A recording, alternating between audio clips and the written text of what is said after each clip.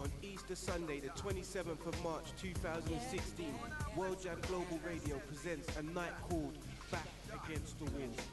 This is to be held at the Pride of Tottenham, 614 High Road, London, N17 9TA.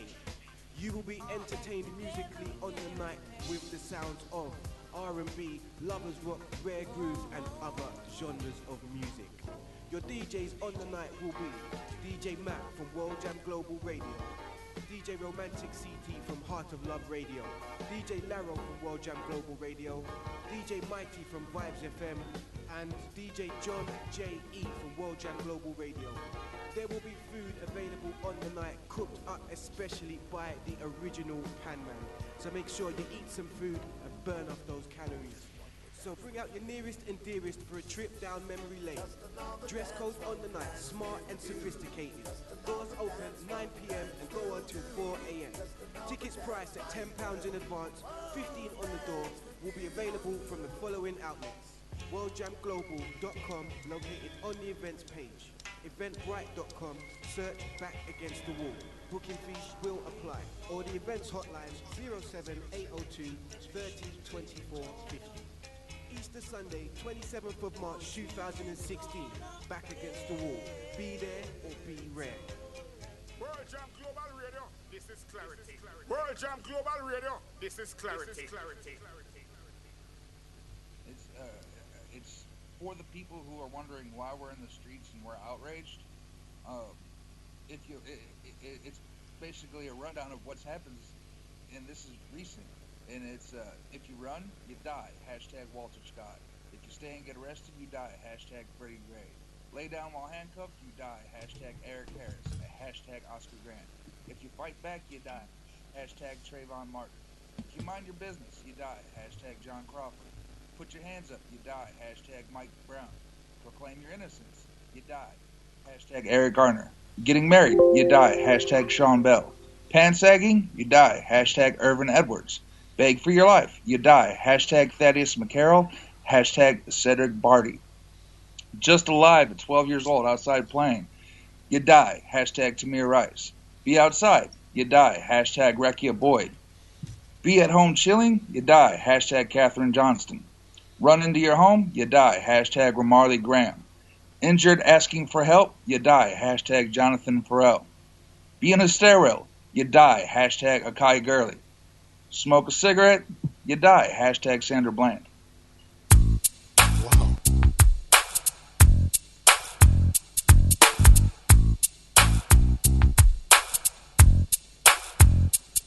I already did my time. I paid for my crime. I already did my time. I paid for my crime.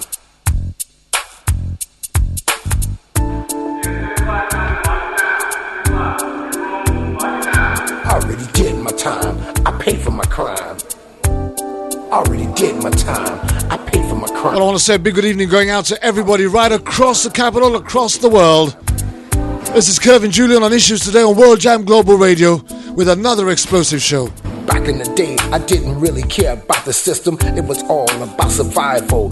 It was do or die. I had too many rivals. Our focus today is on the shooting of Tamir Rice. I learned my lessons in the streets. There was not a man I couldn't beat. I was good with my hands and very quick on my feet. I was swimming in women. I had girls all over the street. I was getting money. Life was so sweet. Now things have changed. The whole game has been rearranged. I'm a changed man. Don't need no gun in my hand. It ain't about being no gangster. Life is too short. Our very special guest on this particular show is going to be Pastor Greg Greer, I paid for my crime. advocate and advisor for the Tamir Rice family. Did my time. I paid for my crime. Already did my time. I paid for my crime. Also alongside is from Team Den Mother is our very own Den Mum. Already did my time. Dr. David Remay sends his apologies. He cannot be with us today. I was a drug dealer, And so unfortunately, but I never got high on my own supply. I'm not proud of what I had to do. That's why I'm telling my one of the things that we most look forward to is David's News of the Week rant. Now sit back and think it over since I've gotten older. The life I used to live, I wouldn't do it again. I was young and dumb, my brain was so numb. I was a real Forrest Gump, but I was nobody's chump. Me and Billy the Kid had a lot in common. I was the real Terminator, much. You're just going to have to hang on to the thought of the one he did last week, which was absolutely dynamic. Especially all you haters. But we got a lot of questions to ask in today's show. Are going on right now. And we're hoping to be able to come up with some of the answers. Prison.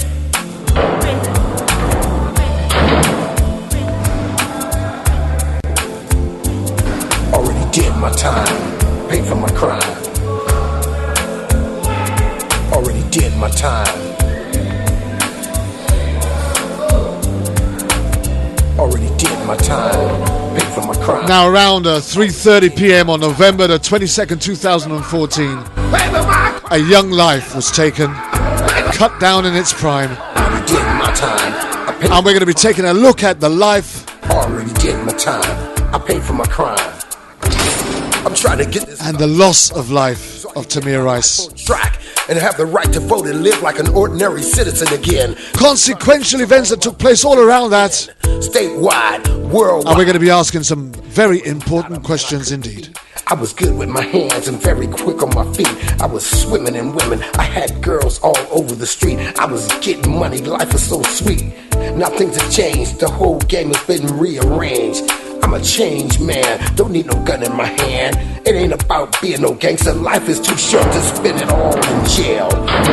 Trying to cope with this living hell. Already did my time. Please do remember, United States of America and Canada, it's Black History Month. For my crime. And we're going to take a couple of moments out throughout this show to take a look at some real Black History moments. Already did my time. I paid for my crime. Already did my time. I paid for my crime. So wherever you are today, whatever you're doing, hopefully you've got your coffee ready, you got your feet up, I never got how and you're ready for another proud of what I had to do. That's why I'm telling my story. Challenging moment I had to repent on an edition of Issues Today. Doing all kind of stupid shit. Now sit back and think it over since I've gotten older. The life I used to live, I wouldn't do it again. I was young and dumb, my brain was so numb. I was a real Forrest Gump, but I was nobody's chump. Me and Billy the Kid had a lot in common. I was the real Terminator, much meaner than Arnold Schwarzenegger. I'd chew you up and spit you out like a real alligator, especially all you haters. Already did my time, paid for my crime. Already did my time. World Jam Global Radio, this is clarity. I want to take this time to introduce our guest tonight, which is Pastor Greg Gray. He'll be talking to us very, very shortly. But first and foremost, let us go and hand right over to our Team Den Mother Captain, Den Mum herself, who has the Issues Today news roundup and special reports. Thank you so much, Kervin. Oh, we are so sorry to be missing David and his wonderful news of the week. We'll just have to do our very best to pick up some slack here, and we hope he feels better soon. So, as always, we are pleased to bring you live from Team Den Mother HQ, our weekly special reports.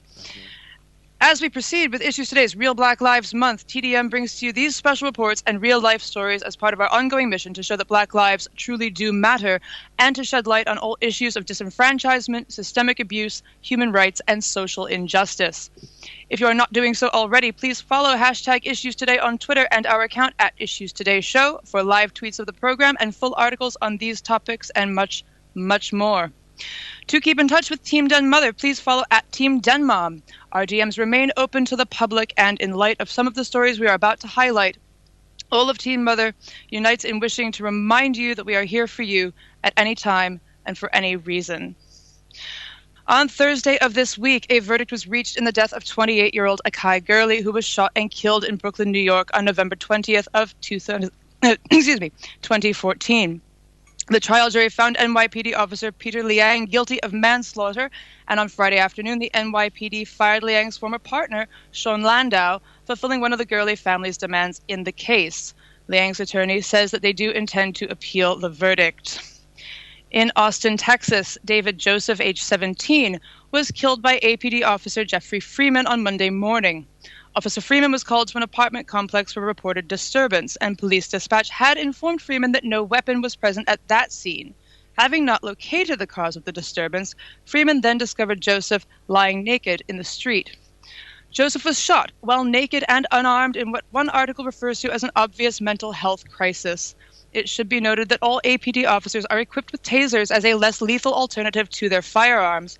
It is unknown at this time why Freeman chose to deploy lethal force in what, to the Issues Today staff, seems to be another avoidable death brought on by insufficient training in mental health crisis response. Also on Monday, 23-year-old activist Marshawn McCarroll shot himself on the Ohio State House steps hours after posting to Facebook, and I quote, "My demons won today. I'm sorry." He had previously lamented that, quote, "people who look like me are one breath away from being an Eric Garner." He is remembered by those who knew him as a committed activist and the founder of both a mentorship program and a homelessness initiative. Our hearts go out to his family and friends, and we mourn the loss of such a loving and compassionate soul. It is a tragedy not only for the movement and his personal community, but also for the world. Relatedly, Ohio police officer Lee Sear was placed on leave after publicly posting deeply inappropriate and celebratory comments following the death of Marshawn McCarroll. In the spirit of fairness, we sincerely hope that this is also the result of behavioral health issues stemming from what is notoriously a high-stress job, and that if so, this officer seeks and receives mental health treatment both for his own sake and for the sake of the public he is meant to serve and to protect. At this point, we would like to bring attention to the immense pressure that we are all under as humans navigating the harshness of the modern world. Suicide is not a joke, and it is preventable in a majority of cases. In light of recent events, we have compiled a list of resources to share with our listeners and with the public. If you or someone you know or love is contemplating suicide or is experiencing a mental health crisis, be they an activist, a first responder, or anyone else, please retweet and share the hotlines and more that we are linking today. If you know of any additional resources, please share them to us at Team Denmom, and we will gladly add them to our growing database. Where please remember, we are a community, and there is never, ever a need to suffer alone. Moving on, in keeping with our continuing coverage of the water crisis in Flint, Michigan, it is becoming more and more evident that this massive failure in infrastructure is poisoning citizens across the United States. In Pennsylvania alone, testing was done on over 140,000 children in 18 municipalities, including the city of Pittsburgh, where testing in 2014 already showed 8% of children had lead exposure comparable to the children in Flint. The more recent tests have revealed an increase from that already high number. Nearly 10% of the children tested showed dangerously elevated lead levels as compared to 3% in Flint. Similar issues are appearing in many towns across the country, proving once again that failure to maintain aging infrastructure through continual reinvestment creates an enormous health and safety risk to all citizens.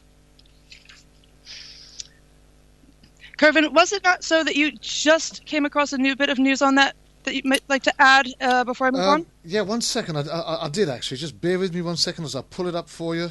And in fact, what it is that manslaughter charges may well be brought on this issue of the water in Flint. And I'm just trying to find it out. I did have it, and then I lost it. It disappeared. Oh, here we go. Okay. Just a quick summary, if you are with me and you're staying with me. There appears to be a call for manslaughter charges to be brought against the state for the state of the water in Flint. This is not loading, so I can't get it out for you. No, that's all right. Just share it to us, and we'll put it out in the tweets. But it is good to know that some action is being taken in Flint, because truly this is a major public health crisis, and it is resulting in not only loss of life, but unalterable damage, brain damage to citizens of all ages throughout Flint and, again, these other municipalities, is it not? Yeah.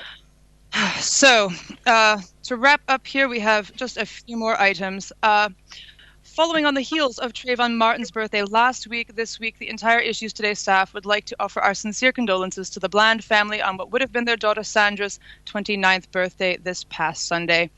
That said, we know that she, like everyone else on the painfully long and ever-growing list of those lost to unjust killings, is loved and missed on every day of the year, and we keep all of their loved ones in our hearts and in our prayers. And finally, in the spirit of last week's call to action, Issues Today and Team Den Mother would like to commend Beyoncé and her dancers for standing on the side of right in their performance at the Super Bowl halftime show. Thank you, Beyoncé, for using your art and celebrity status to bring attention to Mario Woods and Black Lives Matter. Your ongoing commitment and sizable donations show that you truly pay more than lip service to your many causes.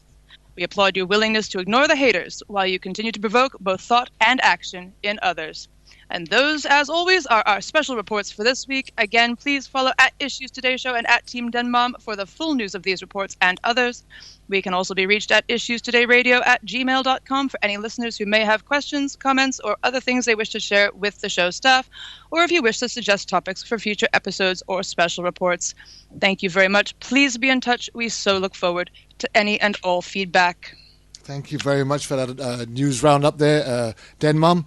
And when you just look at some of the things that we've just heard in our news special reports this week, the one thing that really catches my attention is that, especially here in the UK, and I don't know what it's like for you guys out there in the States, but we don't get to hear any of those. But the one thing that did make international headlines around the world was the performance of Beyonce at the NFL. It was quite a performance, was it not? It was, and here's the thing. I posted it immediately on some of the biggest sites that I'm involved with here. And in fact, it actually got more likes than any post that I've ever placed on any of those groups, irrespective of it, whether it be Sandra Bland or Tamir Rice or Kendrick Johnson or Kelly Thomas or any other life and death related issue. This actually got more likes and more comments. And the one thing that I actually found very confusing was the amount of negativity that was brought towards Beyonce for her stance. And you had some of the people that tried to align themselves with the Black Panther movement but are not with the Black Panther movement, who were referring to how she was dressed and how she presented herself, and then there was the older issue of her weave on and her not having an afro. And then there was all the issue about how her girls were dressed and how they danced, and they looked nothing like the throwback to the Panthers of the 70s. And here's the real tragedy in all of this. One of the things that was definitely seen was the little thing that they had attached to the front of them, which said "Justice for Mario Woods," and most people actually missed what they were trying to project in their support of Black Lives Matter and the Black Panther movement as a whole. And the whole conversation worldwide unilaterally became all about Beyonce not representing Black Panther, to the extent where there has been a call for boycotting Beyonce's music, and even on national radio here in the UK, they've actually called for her name not to be mentioned. And I think that's a real... Not to be mentioning her name at all? Her name not to be mentioned.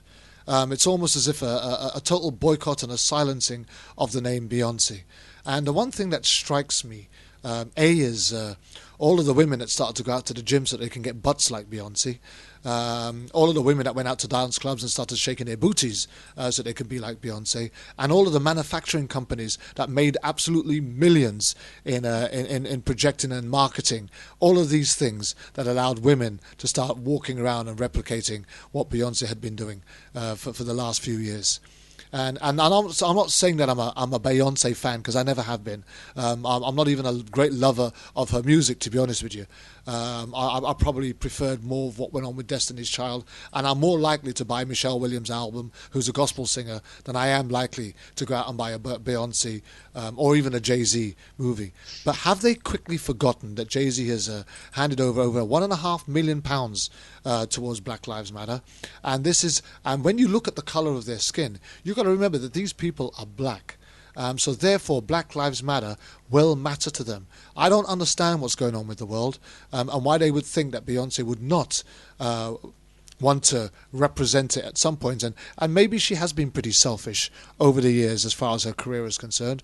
But the fact that any form of emotion can be evoked in her and initiated in her, and for her to respond, and then at the risk of losing all of the support of the people that actually poured out millions into her thing, I think is something that I personally would take my hat off to, because when you give yourself to something, it comes as a cost. As our learned guest, Pastor Greg Greers, will fully appreciate, it comes a cost. And even when you look at the work of our Lord and Savior and Jesus, and there was a cost for grace, there was a cost for mercy, there was a cost for forgiveness, and there is a cost in anything that we do when we're looking to represent the lives of others, and especially the minorities and the vulnerable. I don't know if you had anything that you wanted to add to that, Greg, for or against. It'd be very interesting to hear what you might say on that side, because I'm speaking coming from the UK. You're representing the United States, so here's your chance to just... what did you think of the whole Beyonce thing? Well, I think that Beyonce's position in this matter is very, very relevant, and I think we need to start seeing people of influence to stand up and hold our communities accountable for the lack of justice. Absolutely. Beyonce, I'd like to see not just actors or singers or entertainers or athletes of color, but I would like to see a multi-dimensional, multicultural effort. I mean, I'd like to see Leonardo DiCaprio. I'd like to see other people. And I'm not saying that they haven't made those efforts. I'm just saying the more it's done, the more it happens, and the more we can see change. We need those folks to come up and stand forward. Absolutely. And, the other thing that I really thought, which was pretty relevant, is in one hit, Beyonce could make more of an impact on any issue than any one of us could make collectively, having spent a week or a few weeks trying to drum up some support, because just of the sheer following and influence that she might have. So therefore, most of the people that came out against her were her own. So she's been shunned by her own, and she's now also been shunned by the very people that the black population are trying to push her towards. So, and may I add something into that as well? I think is very interesting. Her donations, which have been copious, have gone out for many, many causes. After Hurricane Katrina, homelessness, things of this nature. Nobody kicked up a fuss. Nobody so much as really lauded her or criticized. And I think it's really quite telling that the thing that brings all this attention from any quarter is this. Yeah. And honestly, to deride someone for their choice of how to wear their hair or how to dress or something as an excuse to not speak about the topic is itself a sort of really disgusting dodge, in our opinion, because isn't that just the essence of choice, both as a woman and culturally speaking, to determine how you wish to present yourself? And honestly, while I would never suggest that it is everyone's absolute obligation who has a platform of celebrity to speak up on things, because frankly, not everybody is educated, not everybody has a position where they wish to do that, and privacy is an entitlement regardless of what your career might be. If you have that and you're willing to risk it to put yourself out there for something you're passionate about, I've got nothing but good feeling about that as somebody who can take that chance and really take the risk that somebody might wish to call for an entire nation to never so much as speak their name again. I mean, as ridiculous as that is. Absolutely. You wanted to make a point, so you wanted to come in there, Greg. Yeah. Here's what we really need.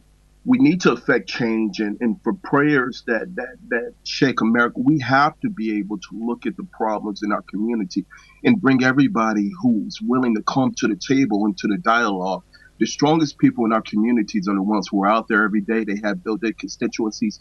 We need them to stand up and be accountable. I mean, I come from an organization that's a very powerful organization called the Southern Christian Leadership Conference. And if we look back into our past history, Dr. King's effort to change with the Montgomery bus boycott, with the voting problems and the justice that was happening at that point in time, could not have happened if he wasn't partnered with people like Harry Belafonte and Marlon Brando. And, those people made a huge difference in the campaigns for civil rights. So I still see the same happening today, but we would like to say that, you can't go to Beverly Hills and close your door to America and expect that things are going to change overnight. We need all hands on board. And we would hope that more folks of influence would come together and come forward and affect change. Absolutely. And my last point on the particular issue is this.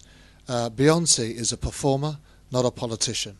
She's never professed to be anything other than a performer, and the way that she performed is the way that she has performed over the years, for many years, on every single occasion. And all she did, her intention was to use that performance, as good as it was, in order to bring light to the justice to Mario Woods' case, Black Lives Matter, and the Black Panthers movement as a whole. And let's just say this: the fact that so much attention has been brought to this, it actually only goes to show that she's made her point.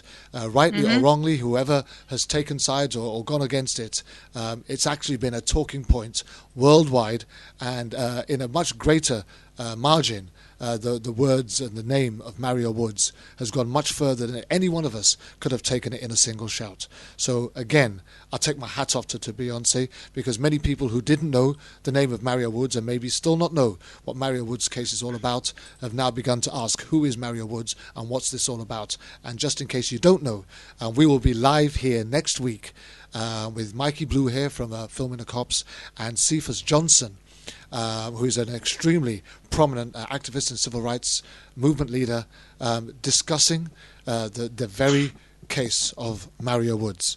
I'm going to go to a Black History moment, and I'll be back with our guests right after this. Hi, it's your friend Ronnie Canada here to ask you a very important question about Black history. Did you know? Did you know that 3 black students were admitted to Harvard Medical School in 1850? However, they were dismissed after only 3 weeks due to massive outcry from the white student body. One of these students, Martin Delaney, was undeterred and found other ways to receive his medical training. He went on to not only treat cholera epidemics in Pittsburgh when other doctors had fled the city, but also to found the first all-black unit in American military history. He gained an audience with President Lincoln himself, who created the United States Colored Troops, and Delaney was commissioned as a major in that unit, making him the first black field officer in the U.S. Army and the highest-ranking black officer for the entire American Civil War. If you didn't know, now you know. Wow. And we'll just remind you on that. Please follow Issues Today for all of the tweets and updates on our Black History Month issues. And we'll keep you updated with more. And we'll have another one for you later on in this show, and some more next week also. Now, again, I'll just say, with me, I've got another one of our team members, Team Den Mother. Den Mum herself is riding a shotgun alongside me today. We haven't got Dr. David with me today, and he sends his apologies. We wish him a very speedy recovery. But talking on today's issues, we have our very special guest, which is Pastor Greg Greer. Do you want to just say a quick hello and good evening, Greg? Hello, everyone, and thank you for welcoming me, Kervin, to Issues Today.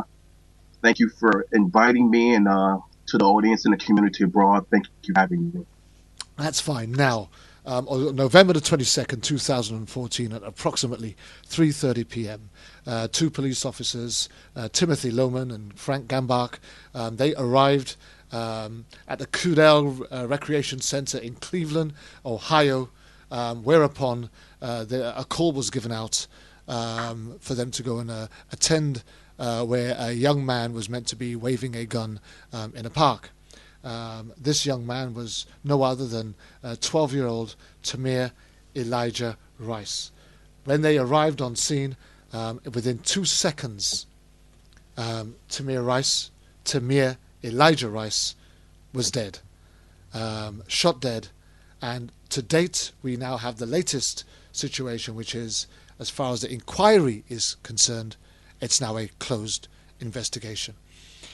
Greg, you have been not only just an activist, but you've also been a senior advisor to Tamir Rice family, and this is a show that we've been trying to get on air for over a year now, from when I first met you last year. In fact, the very first time I heard the name Tamir Rice, it came from your lips, and you asked me if I had heard about the Tamir Rice, and we should do that show. We've been trying to get it on ever since, and missing each other as we go along, but here we are today talking about the shooting of Tamir Rice. Now, what I've just given you is the statistics. Tell us a bit more about this Tamir Rice shooting. So in a nutshell, just over a year ago, Tamir in Cleveland, Ohio, as you said, 12-year-old Tamir was shot by two police officers within seconds of interacting. To date, there's still no justice for the Rice family, for Tamir himself, and even after the prosecutor has released his particular reports and the grand jury has met to say that there's no indictment, there will be no indictment for the officers. There still is no justice for this child who was murdered. Okay, let's take it back. Let's see if we can unearth this like a tin of sardines, shall we? Let's cut the thing open, wide open. Let's talk about the call. Tell us about the call made by the civilian who contacted 911 about Tamir Rice being in the park waving the gun. Tell us a bit more about that call. So here's what happened in a nutshell, and to segue real quick into that, the call was made by a gentleman who basically stated that there was a person in the park playing with a gun. Now, there's various reports that have come out from the sheriff's department's investigation, and the various reports have said, and substantiated reports, I should say, that there were actually multiple people who called in. There were at least 3 people who called in with their different variations of what happened. The main gentleman who was actually in the park, we know now, was actually in the park, and he was actually drinking a beer. He had interacted with Tamir and apparently knew that Tamir was a young child playing with a gun. Why he made the call is, something that we don't know. We don't have that information, but he said that, he explained that this probably a child, there's a guy with a pistol and it's probably fake, but he's pointing it at everybody. And he added again that the guy is probably a juvenile. Now apparently, this wasn't just said at the beginning of the call. It was actually said in the middle as well. So he said it twice, didn't he? That it was probably fake, and that he was probably a juvenile, right? That is correct. Okay. Take us on. So the dispatcher was someone who was with the department under a 24-month period. She did not tell the officers that the gun might be a toy and that Rice might be a kid. That information was not relayed to the officers. And the gun itself was obviously we know was a BB gun.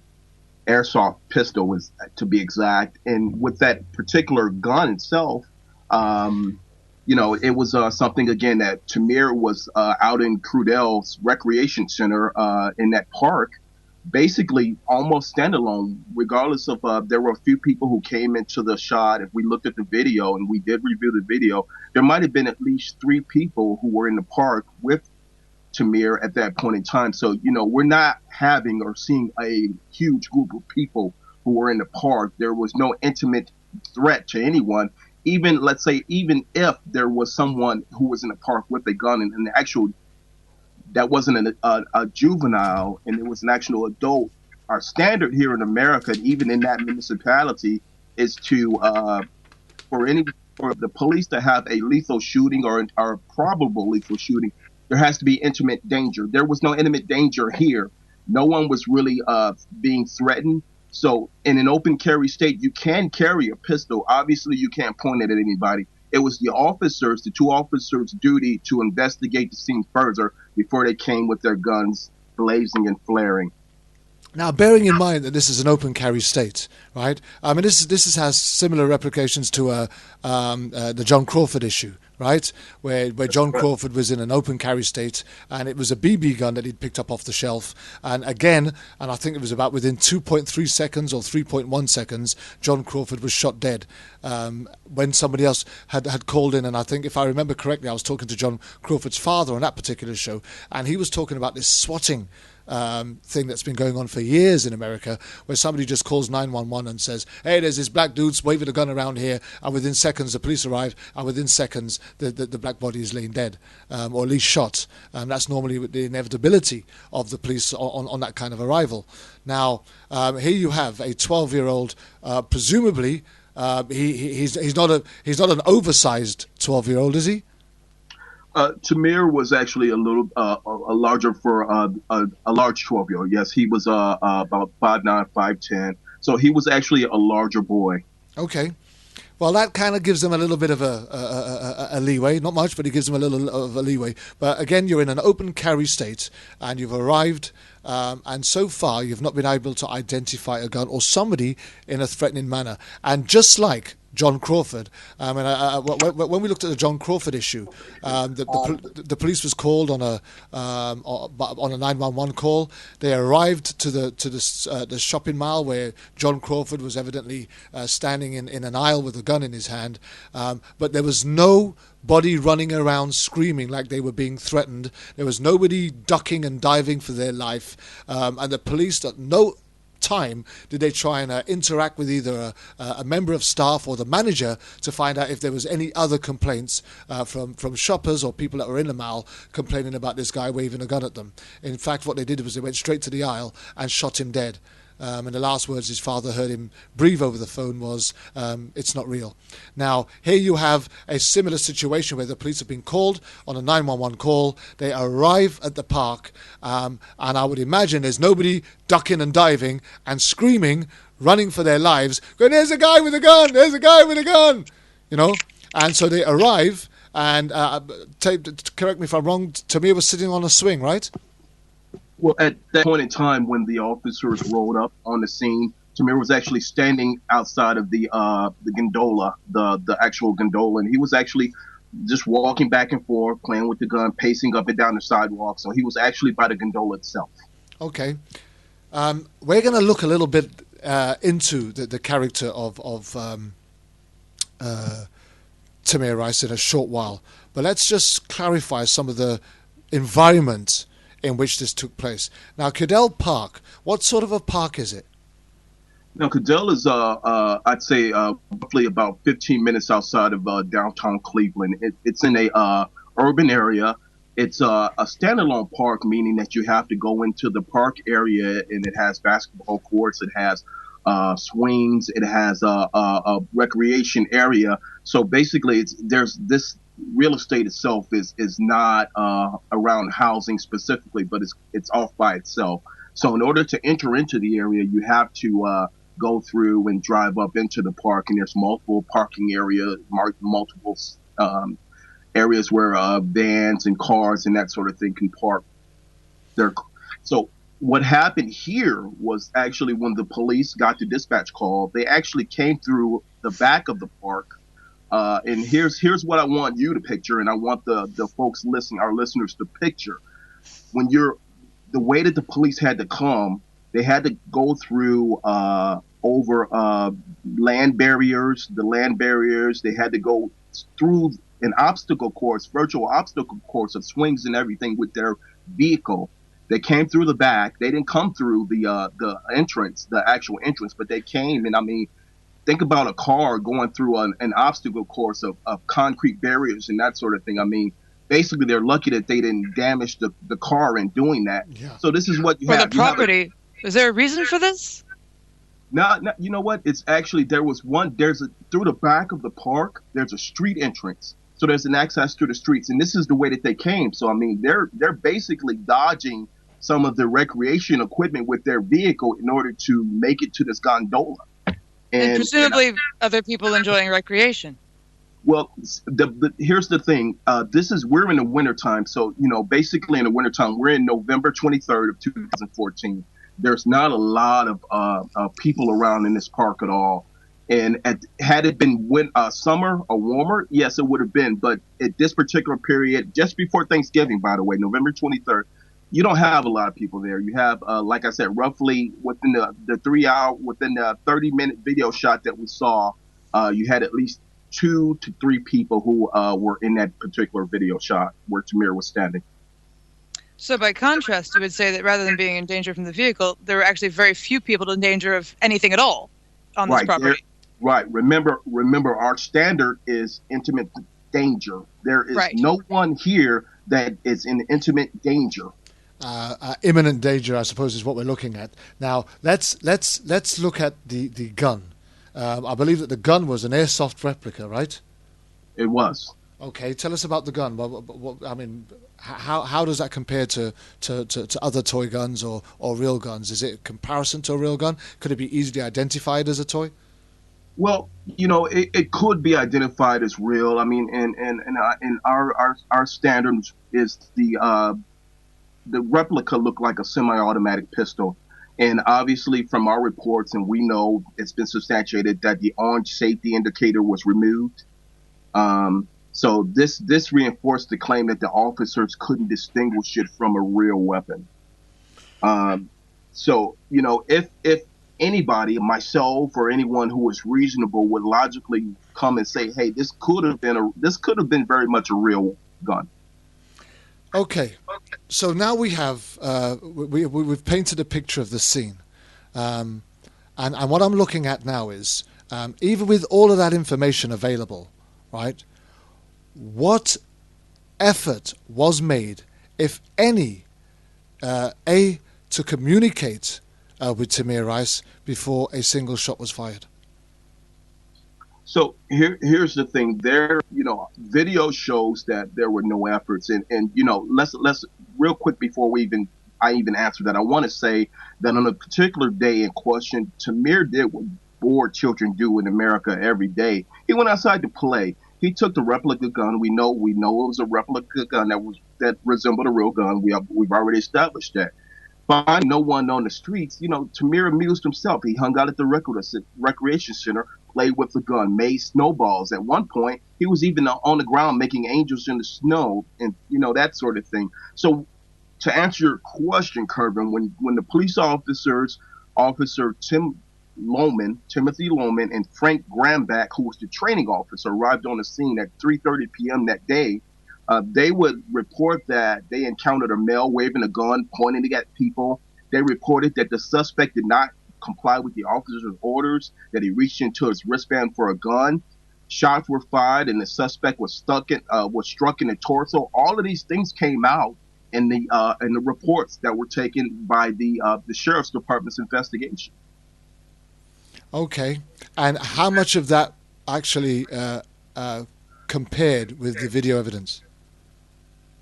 Actually, not one piece.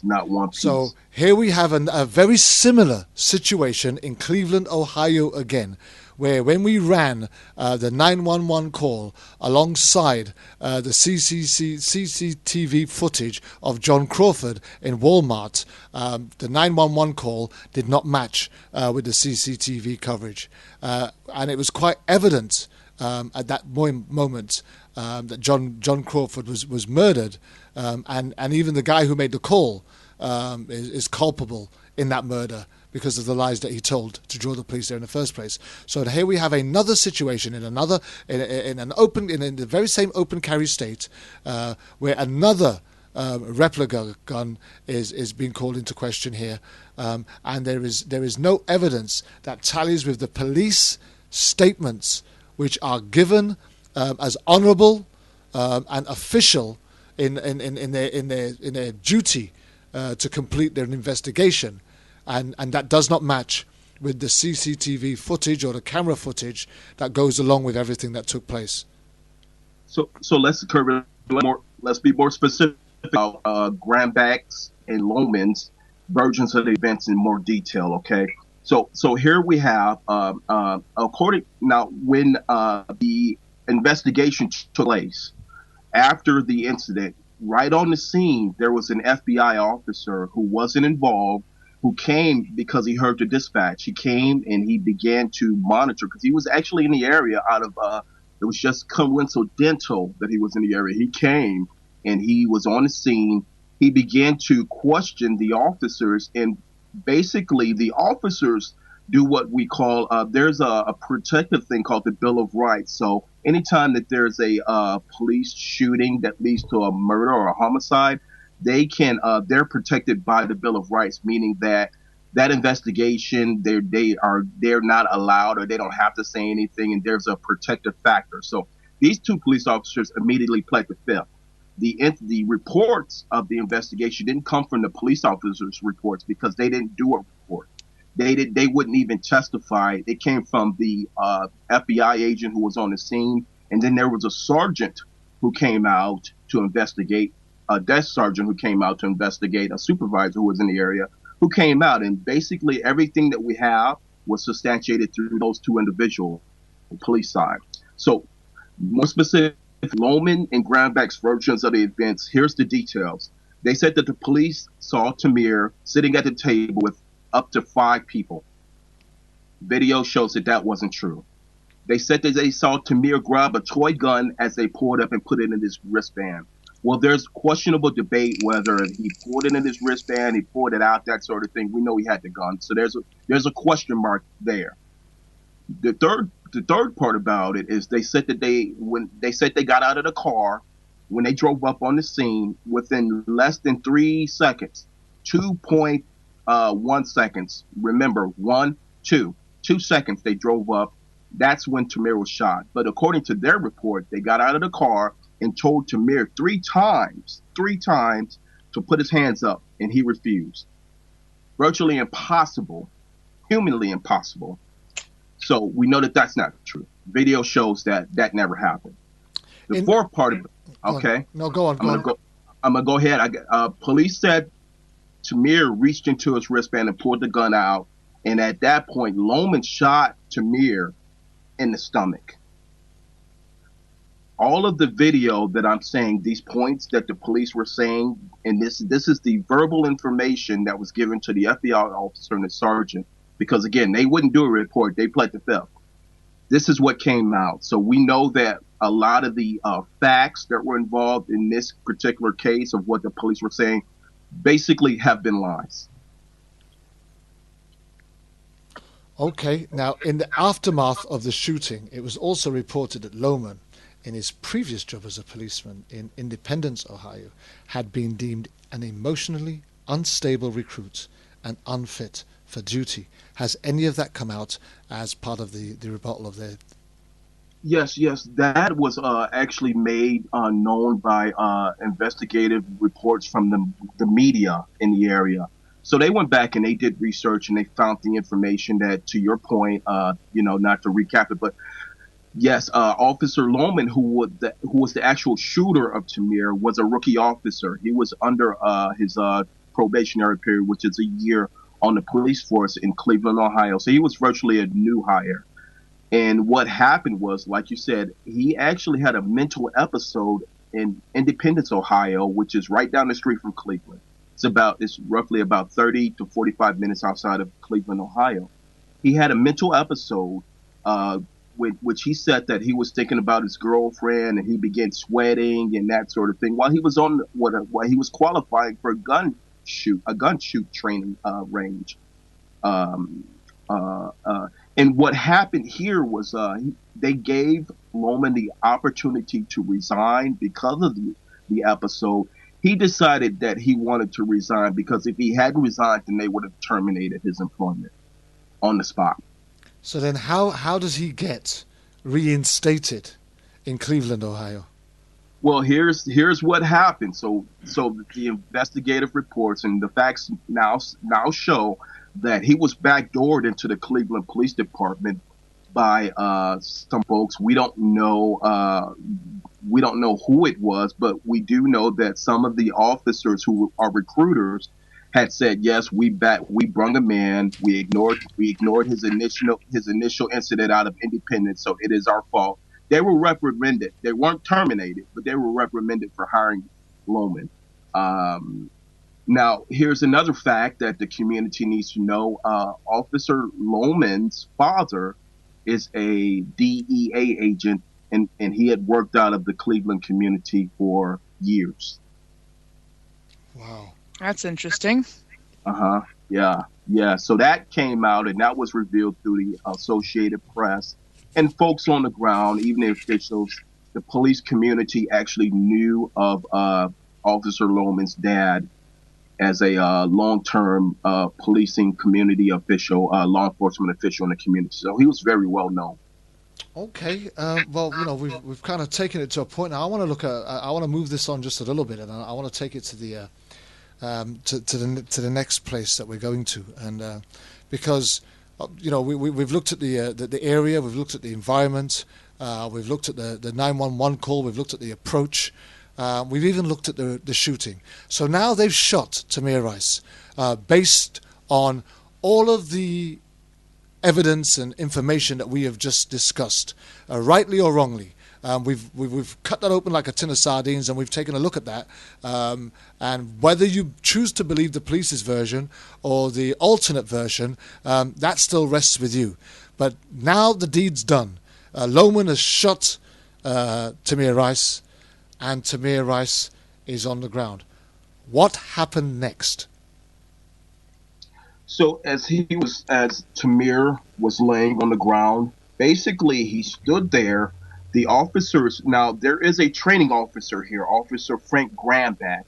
Both Lohman and Grambach, Lohman being a rookie, Grambach being a training officer, at this point had been medically cleared for first aid in their training.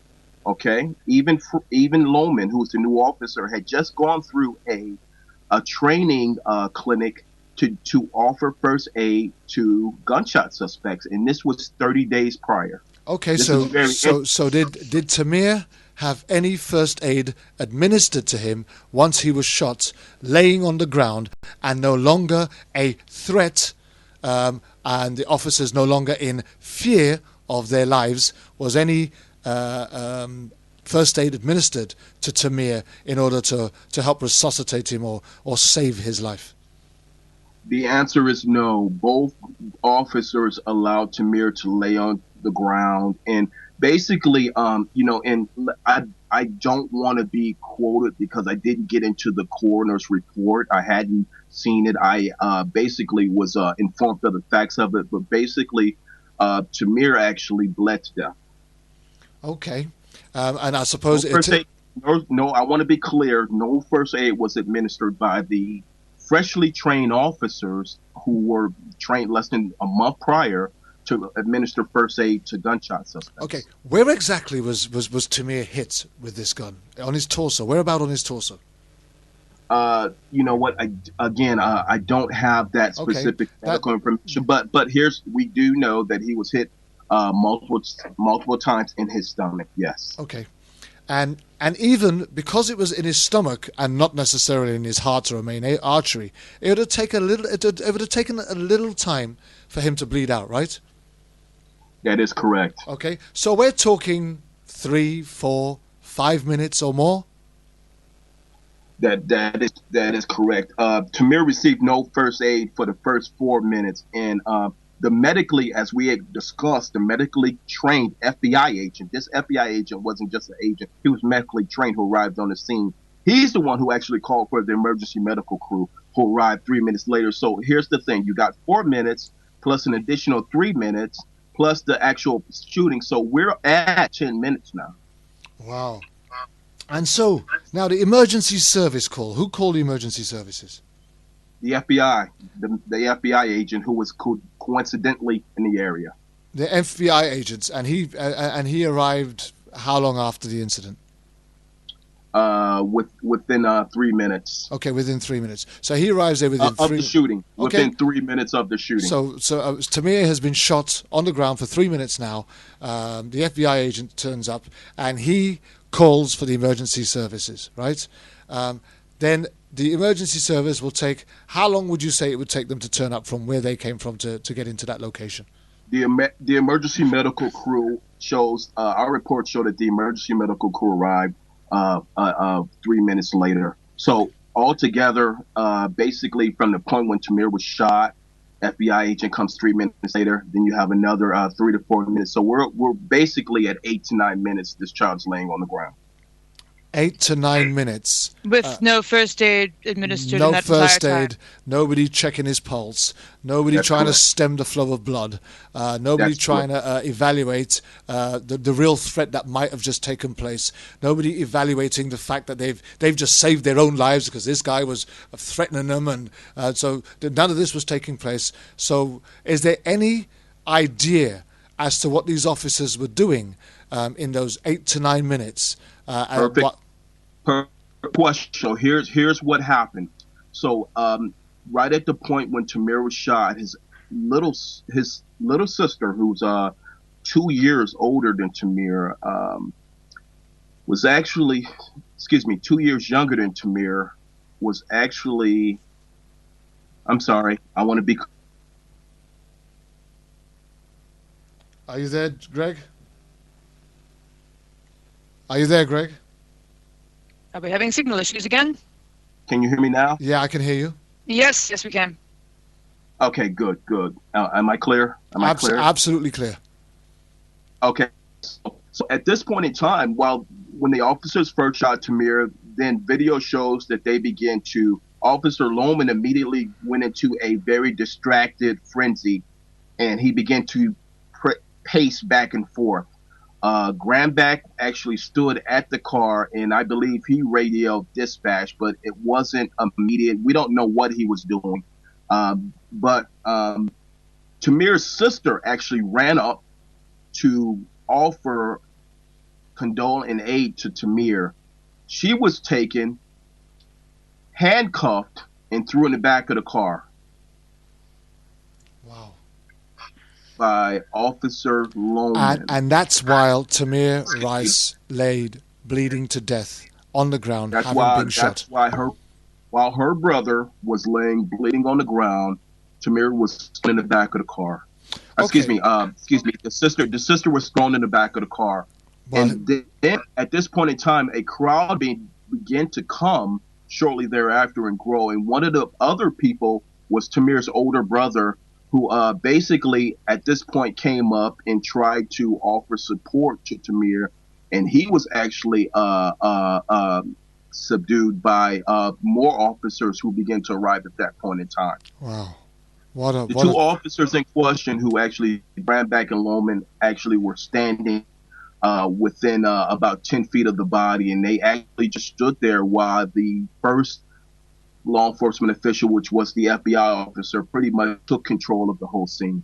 Wow, that's absolutely. I'm speechless. Let's. I am literally speechless. It's maybe the most speechless I've been since last week, but still. Let's find out just in a few minutes. Let's see if we can find out the type of person that Tamir Rice was that justified police treating him the way that they did. The park that we're talking about, you said it was a standalone park. It wasn't a residential area, so there was no immediate or imminent threat to anybody's life, even if there was an individual in there with a gun, right? But at 12 years old, I take it Tamir Rice was still in school. Yes. Okay. And again, this was the Thanksgiving weekend holiday, so kids were out of school at this point in time.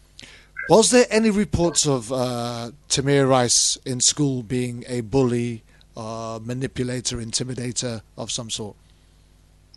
No, you know what? Basically, there wasn't anything to substantiate those types of actions. We do know that Tamir was a very energetic child, and more specifically, when we say energetic, basically that he had problems with his energy level, and outside of that, there wasn't any issues with him at school. There weren't any issues. Actually, one of his teachers was interviewed by the grand jury, and prior to that, she was interviewed by the press, and she had nothing but good things to say about Tamir. I mean, he was a child who loved children, and he liked to be around children. He was good with the other children, and they kind of looked to Tamir to be a leader. He would pretty much be the one who would bring the energy into the classroom. Wow. So then, and if I may, last I checked, ADHD has not been made a capital crime in this country, right? Okay. Exactly. If we're going to be a bit hyperactive, that shouldn't be cause for termination, as it were. But on top of that, sorry, go on, Greg.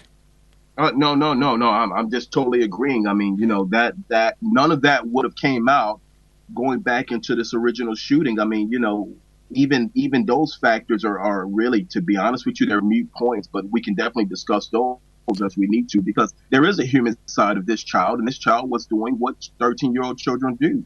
They play with toy guns. Yeah. I played they with toy play in guns. general. Yeah. Cowboys and Indians, cops and robbers, you name it. I played them all. And honestly, I think it is a huge factor in this. Is that we research these episodes and things like that, it really devastates me and the rest of the Den Mom team that so often it's just the death, and the mourning, and we always want to know who were they before they became a hashtag. Who is this person? What is their family life? What is everything? And I mean, obviously, not everybody can speak to that, but it seems so crucial, and it's such a devastating thing that is almost never discussed in the news, because it's just human beings becoming statistics, and that to us is as tragic as anything else. Here's another question, Greg. Was he known to the police? No. He wasn't known to the police? Not at all. Not this child. So there was no previous convictions, there were no previous citations, there were no previous cautions. They hadn't been called out to the house or to the school or to the park to deal with him before in a troublesome manner, for them to have a knowledge that this child might cause them a problem at any time that they were approaching him, in order to justify the quickness of the 2.3-second kill. Yeah. No. There's nothing that's ever going to justify the 2 seconds of killing a child. Here's what I want to be specific about, and I don't want to, I want to be, we really need to address this.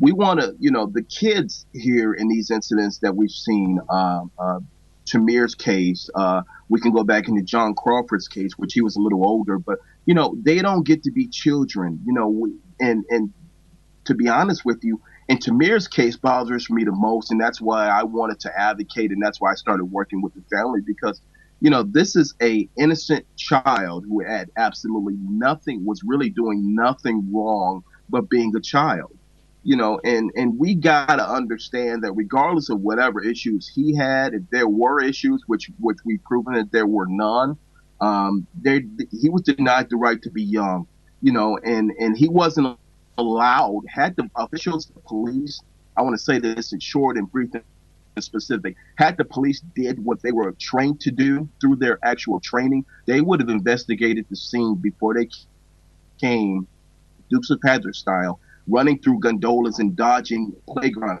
equipment with their police squad vehicle. They even, the car went into a brake, they put on the brakes so quick, there is a skid mark that exists by that gondola even to this day. If you go down to Crudell by the gondola where Tamir was shot, you can see the skid marks. They've been impressed in the ground even to this day for about 10 feet. So they were going so fast. The report showed, the video shows, it was roughly between 60 to 65, and I can verify that.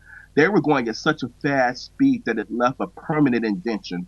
We're talking serious Dukes of Hazzard. So basically, if there was a threat or danger, they caused it. Wow. When you think about a young lad, and bearing in mind, as a child, before you got your first guns, we used things like broomsticks, twigs from a tree for our rifles and our gun. We would use anything that was shaped. Until our parents bought us our first guns, and the more realistic the gun was, the more fun that you had playing with it. And I suppose that the older you became, when you came past the 3 and the 4 and the 5 and the 6 and the 7 and the 8, is the more realistic that you'd want that gun to be in your playfulness. And I think when you imagine, by the sounds of it, this replica toy gun that Tamir was playing with may well have been the most upgraded and updated toy gun that he'd had in that young juvenile life of his. He would have probably been excited to have had something that looked almost as real as what it might have done. But that still doesn't justify every child being seen as a target.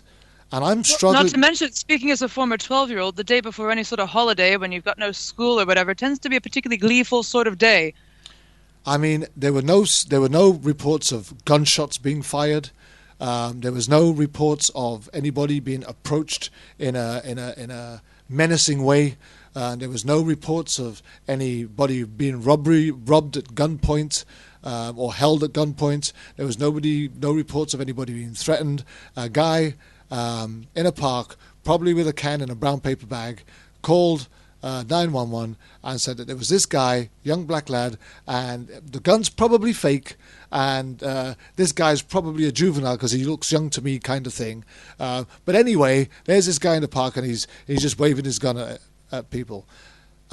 Is there any evidence of them prompting the caller to further define what he was visually seeing, in order for them to be able to have some sort of clarity as to what it was that they're going to? Because I'm just thinking, if you've got a threatening situation with an individual with a gun in an open place like a park, you would send more than 2 officers, wouldn't you?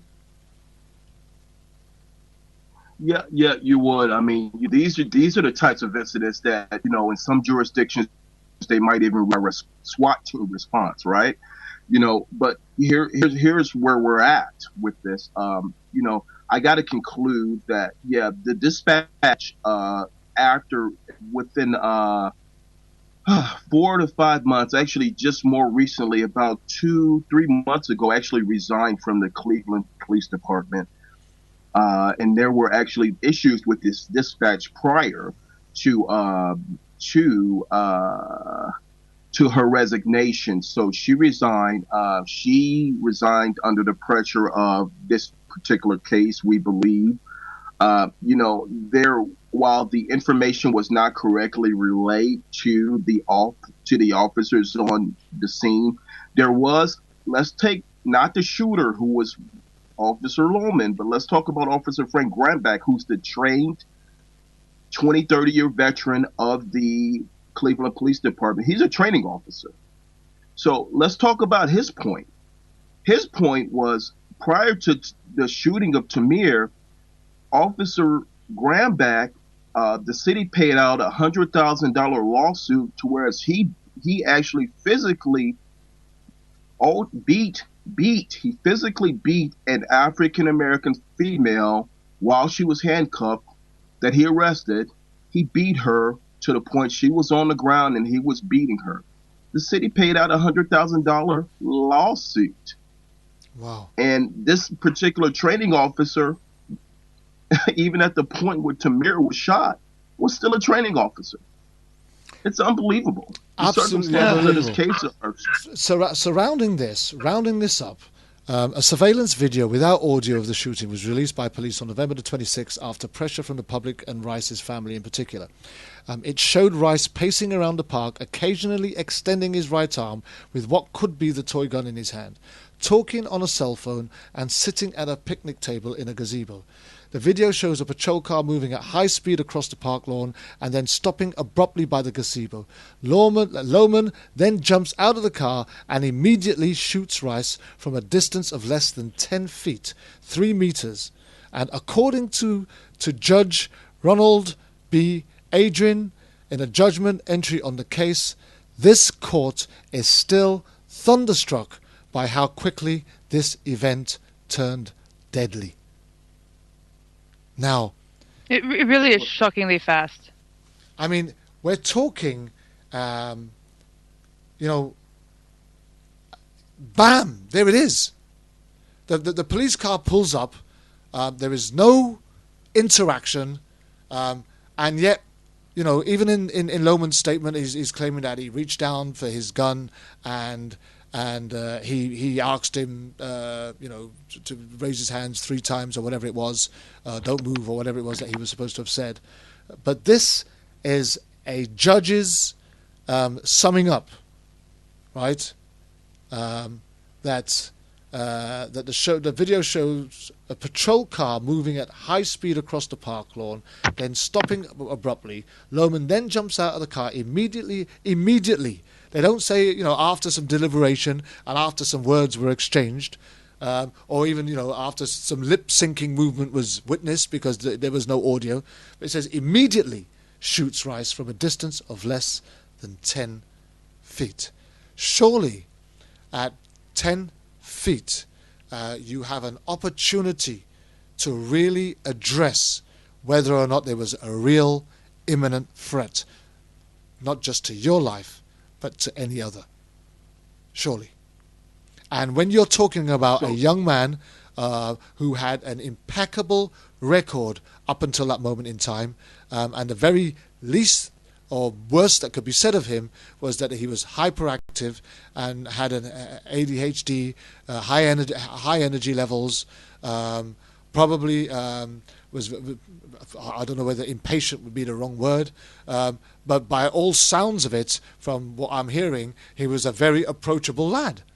Not anybody that you'd be in fear of in having a conversation with. His mother also goes on to say that the gun was only given to him minutes before the police arrived. So yes, minutes before the police arrived. This child again was really doing everything, and I really want to emphasize the point to whereas the information that came from the police officers was verbal. They didn't file a report. They didn't write a report because they pled their Fifth Amendment right because of the pending investigation. But, in the 2 seconds that Officer Lohman jumped out of the car, 2 seconds, he said, again, 3 times. He said 3 times he told Tamir to put his hands up, and Tamir refused. In 2 seconds. And then at that point in time, Tamir reached into his wristband and pulled out the gun and pointed it at them. This was all done supposedly in 2 seconds from the point to where I'm going to chime in really fast and say, I'm sorry. If just one iteration of that, 2 seconds does not even give you time to process that auditorily and react physically even once. So let's try it right now. Is physiologically impossible. Yeah, let's try it right now. Experiment. One, okay. Two. Bam. There you have it.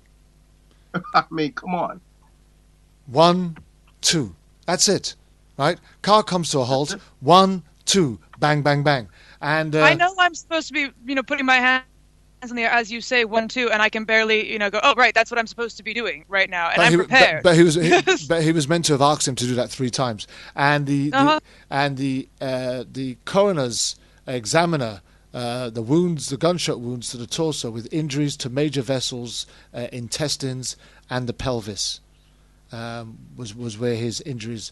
He was 5 feet 7 inches, 1.70 meters, and he weighed 195 pounds. These are all statistics of a young man's life taken at his absolute prime before he had an opportunity to even start looking into the dreams and the visions that he might have as to what he may yet become when he grew older. He was still playing in a park with a toy gun by himself, causing no problem to anyone else, and irrespective of whatever responsibility may lay within the wording that came from the mouth of the man who made the 911 call.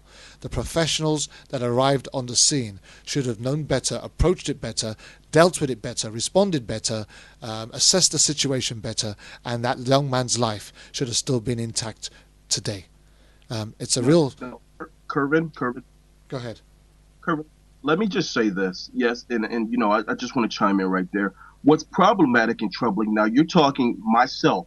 I had advocated with the family from December, really about 3 weeks after Tamir was shot, and I stood with the family, redirected their effort to really approach the case, bring in a team of attorneys through relationships that I had because there was a belief by the family that the attorneys that were representing them weren't representing them correctly. Not to diminish anybody's role, but the facts of the case were that they really didn't have a lot of help in the community. So we began to work. I began to work with the family. Now, someone who's a prior investigator. This is what you don't know about me, or what I want everyone to know about me. I'm a prior investigator, not from an economic fraud sense, but I have all of the training of police officers and FBI agents. So I have a lot of the similar training. So what's problematic and troubling into this report is that even examining the constitutionality of Loma's decision to open fire on Tamir during that 2-second encounter, we have to believe that if the opinion was that, when he came up, use of force issues are very prevalent, that a police officer can shoot a person if they say that they feared for their life. Correct. In lieu of doing their duty, I feared for my life because I believed this person was going to kill me.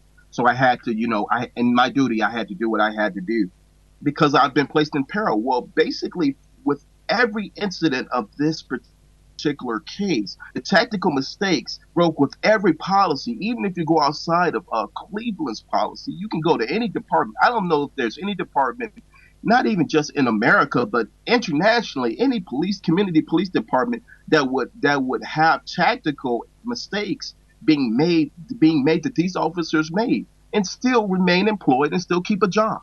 It is unheard of. Before we move on from here, how did it all go wrong? I mean, where did it all go wrong? What would you say was the defining moment that this child playing in a park, his life, the call to the police, at what point did this thing go wrong? Yeah. So can I, if I were to answer that question specifically, I would say in this particular community, there had been long-term issues with community policing to whereas here's what we need to know. What we need to know is that the Department of Justice had actually had a federal monitor in this particular department because the reason being is because their policies with community policing were questionable because of the amounts of incidents with the community police. And the police actually said that it was reasonable to say that the community was. I'm losing you, Greg.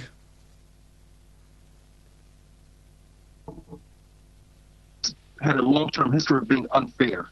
So there was a Department of Justice, and there is currently, as we speak, a Department of Justice monitor that had been placed in that community because of the problems with the community and the police. And we see these problems in Ferguson.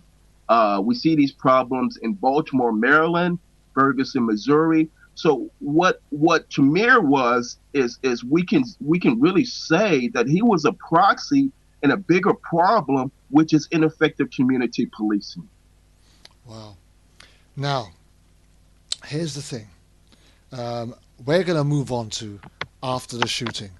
And one thing that I want to mention before we go right back to the beginning of just after the shooting, what happened next. Even up until May the 15th, a local magazine reported that 6 months after the shooting, while the Sheriff's Department announced that it had almost concluded its investigation of the shooting, neither of the two officers involved had yet been interviewed by investigators from the Cuyahoga County Sheriff's Office, and it had also been reported that as of that time, Frank Gambach, the officer who drove the police car, was not under criminal investigation. What's that all about? I'm missing something here. So we talked a little bit about it. We touched base about it. It's called the Policeman's Bill of Rights. In the U.S., some municipalities have a standard which is jurisdictional called the Bill of Rights, meaning that they are instantly protected through their unions, the police unions, that if there is a situation and they are being investigated, then they have a level of protection. And for instance, they don't have to report. They don't have to do a written report. Basically, they are given lawyers in order to fight the case right from the outside. They complete the fifth, and everything goes into a closed file, which is not open to the public. So right. That's what you call a police officer's Bill of Rights, and it instantly went into effect in Tamir's case. Okay. Well, they also received statements from both Lohman and Gambach, right? And they announced that they were looking for additional witnesses to the shooting, including a man who was recorded walking with Rice in the park before the shooting. Recorded by who? Well, no, the actual video that we have seen, there's actually multiple video shots, at least three. They were actually on the recreation center, and then there was one from another building from across the street, a little bit further across the street. So all of the video footage that we seen had come from buildings that were in the area, which happened to be just through circumstances had happened to be on the scene and really captured a lot of the scene. So now there was an individual who was in the park, and they were able to identify who that person was. He wasn't actually with Tamir. He was a gentleman who was actually walking through. And if you go back and look at the public videos, which are all online now, you can go back and see that just prior to Tamir being shot, I'd say there was a gentleman you can see roughly for about 2 minutes who walks through the park on the sidewalk, and I believe that he had said something to Tamir, or Tamir said something to him. Okay, but I take it there was nothing threatening, right? No threats. In the 30-minute video footage that we see, there are probably about at least 3 people who go in and out of that park and interact with in the same area that Tamir is at.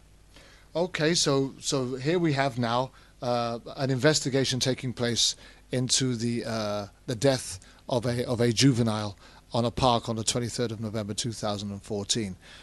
How did that investigation start? Who was responsible for heading that investigation, and what resources did they use to pick up the evidence and get the facts?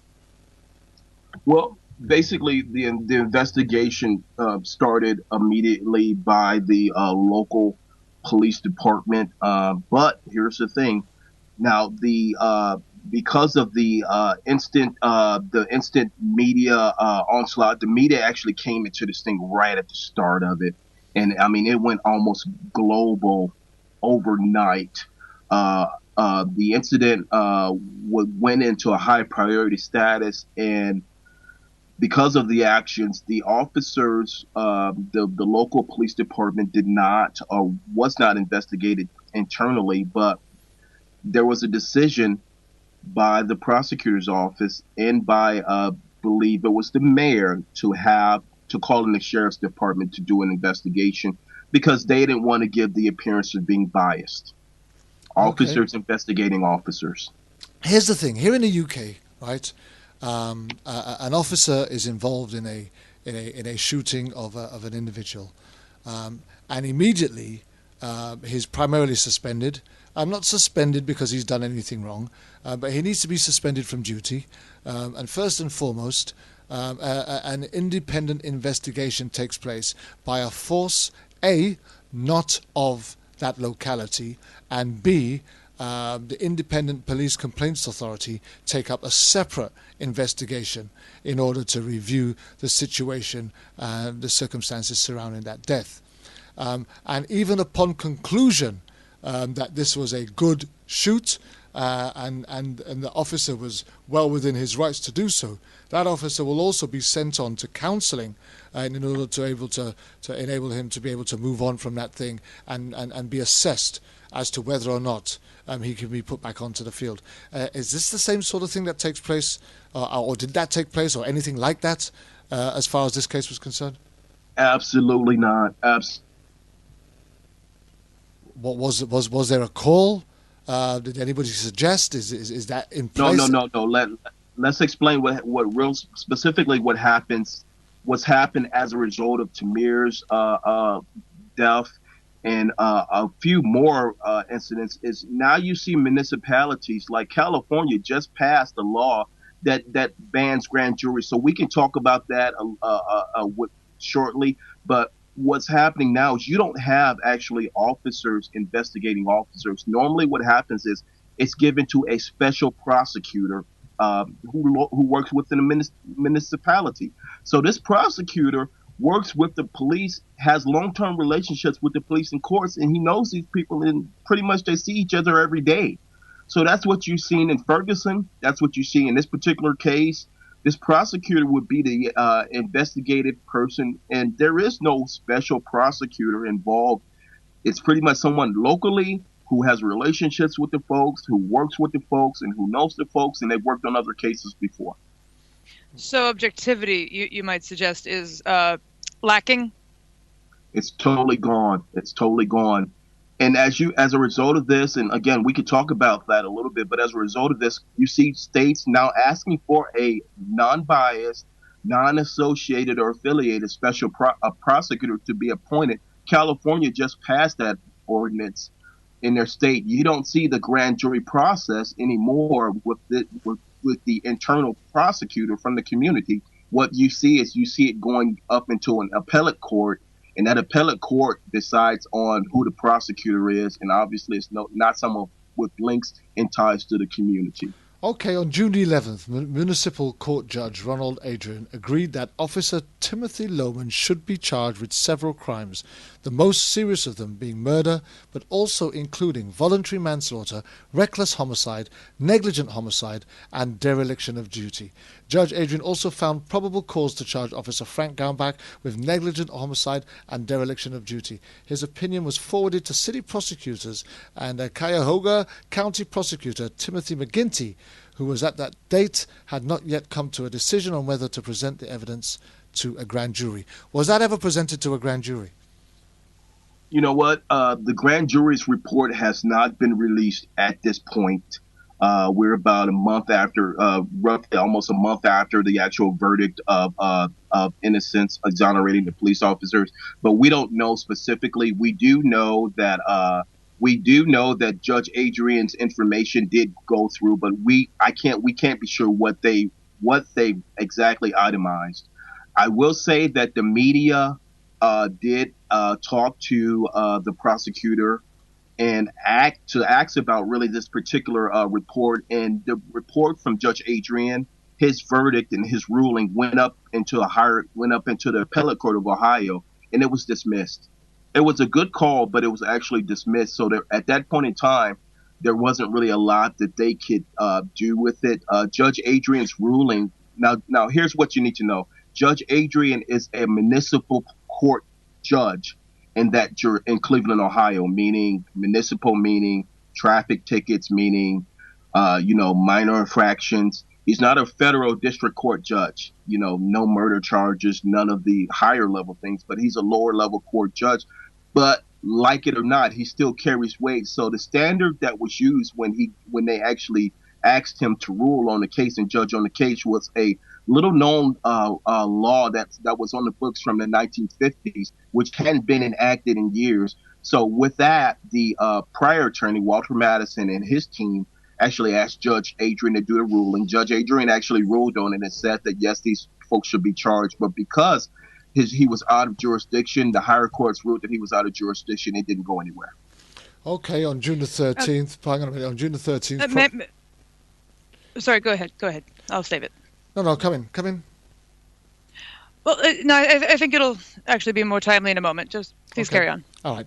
On June the 13th, Cuyahoga County Prosecutor Tim McGinty released a redacted 224-page report of the investigation, and the report includes interviews with at least 27 people, including teachers, friends, and the person that called 911. Yet Lohman and Gaumbach declined to be interviewed. Is that normal procedure? Again, that's that standard. That's that standard that we talked about with the Bill of Rights. Normally, they are protected, but a lot of times the officers want to, especially when they feel like their actions were justified. They'll do a report. They'll participate in an investigation. Normally, you don't see them immediately pleading the fifth, which is what these two officers did. And the reason why we got the information that we got it from the folks on the scene, the FBI officer and the training sergeant who was on the scene, who verbally talked to the officers. That's how we got the information. Now, they were interviewed later on in the grand jury process, and we got some additional things, but everything that we had gotten was from verbals from the folks who were on the scene, not the officers. And then you also have the report that includes accounts from several witnesses, and none of them heard officers issue a warning to Rice before opening fire, contradicting the statements made by police that Lohman shouted, "Show your hands," 3 times before firing. Has there been any response to that claim? Yes. Basically, the response was all of these different itemizations that we've been talking about over the course of the hour. Basically, had been really weren't even included in the grand jury's decision-making process. These officers were exonerated. They were exonerated because the prosecutor felt like in his quote, a perfect storm of miscommunication had led to the death of Tamir. So he's basically alleging that everything that happened was a global miscommunication effect with everyone involved that led to the death of this young man, and that no one should be held accountable. Would you say that the miscommunication that they're actually referring to is the one from dispatch? Is that the one they're referring to? No. The miscommunication is basically he's saying between the officers, he's saying between the dispatch, he's saying that every aspect of this case and he's alleging that the communication all the way around the board caused this young man to be shot, and that it was not intentional, but everything was unintentional and circumstantial. So even with accidental death, there is consequence. A young man's life has been lost. Surely, just for transparency, you'd want to see justice done, even if you thought it might be an accident. But I do believe that Denmom has a question for you, and so I'm going to bring her in right now. Yeah, I mean, this pertains more to just the entirety of the grand jury experience, for lack of a better word, because, I mean, I don't pretend to be a legal expert, but I do follow cases quite regularly. And it seemed, to me at least, that this proceeding went on for an extraordinary long time, and that, in my understanding, a grand jury, the totality of the thing is, do these charges have merit? Should it proceed to a jury trial?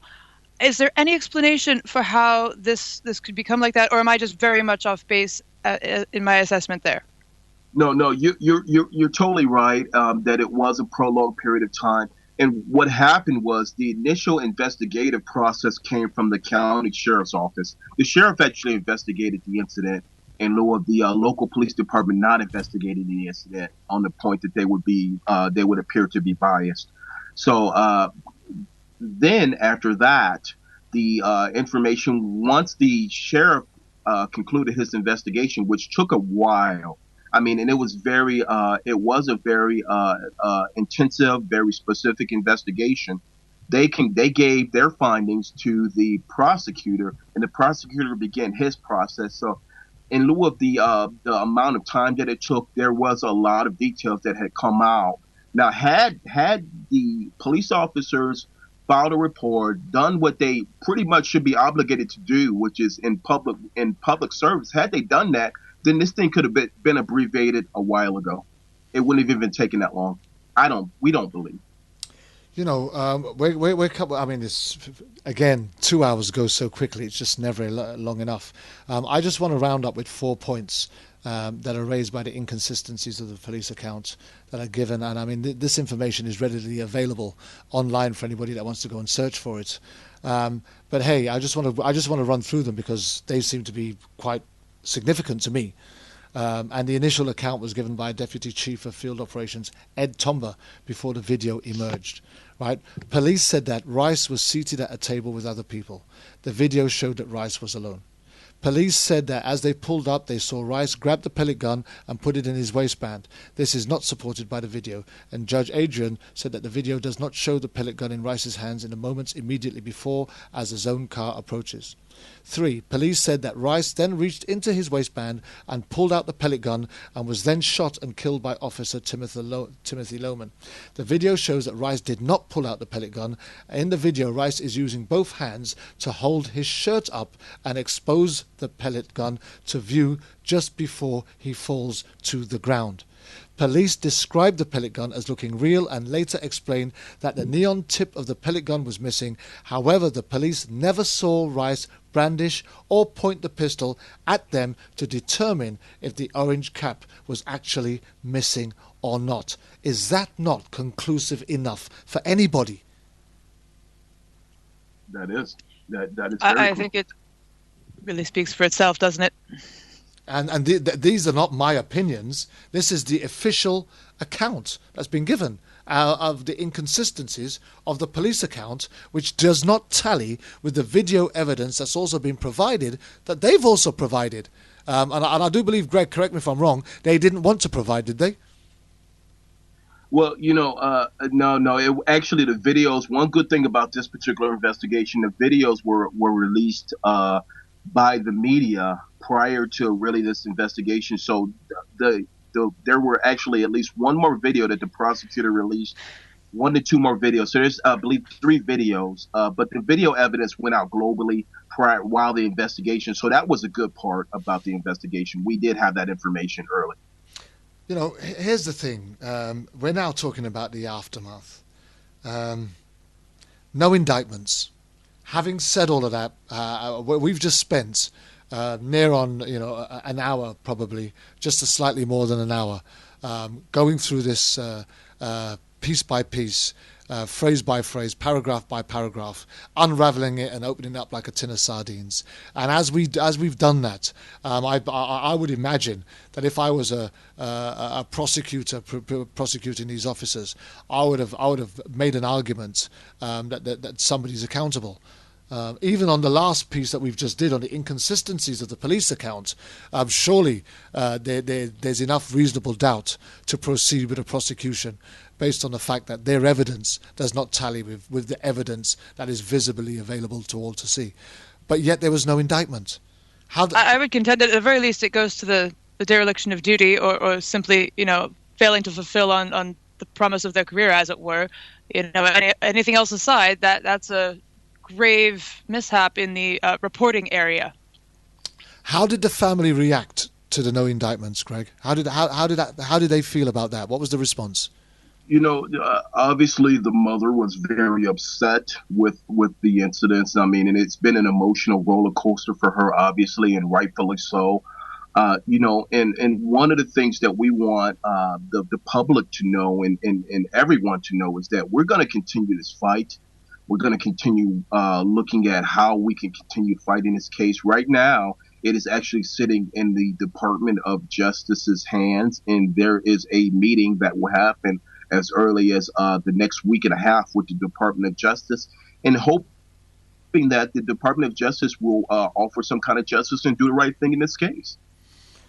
One of the biggest outcries that I saw in the last month or so, and it actually exploded on social media, was the fact that no vote was taken on that grand jury decision not to indict, and yet it was promised that it would be done by a vote.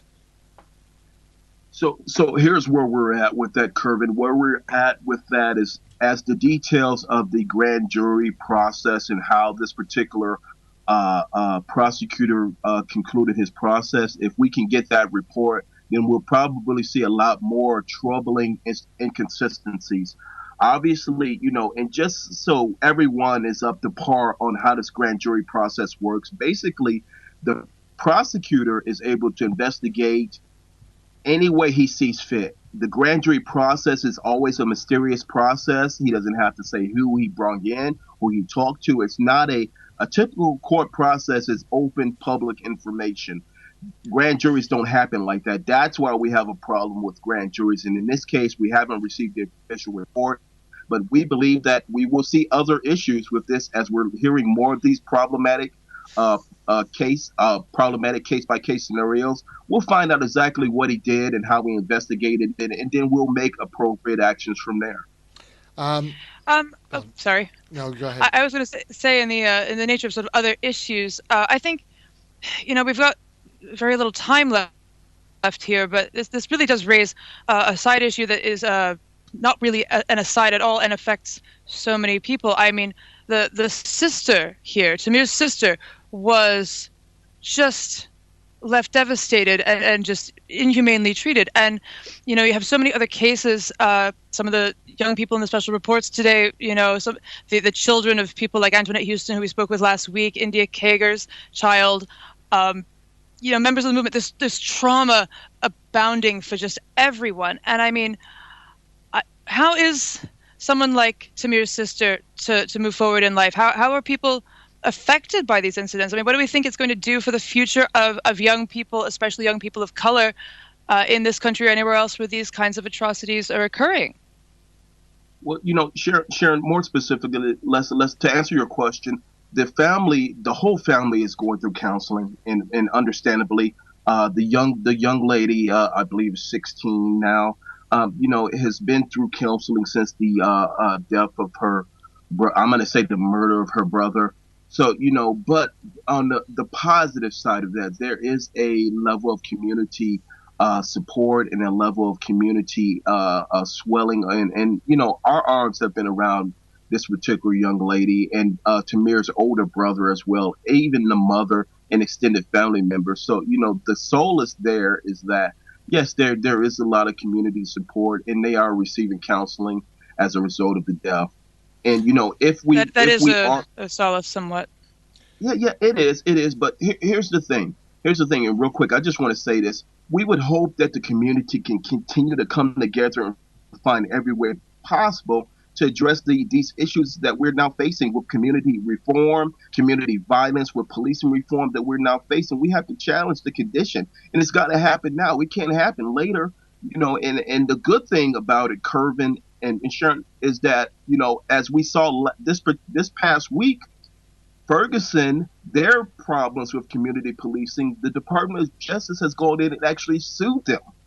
Wow. And Loretta Lynn says that, hey, we will win in a lawsuit because the Ferguson police officials did oppress their people.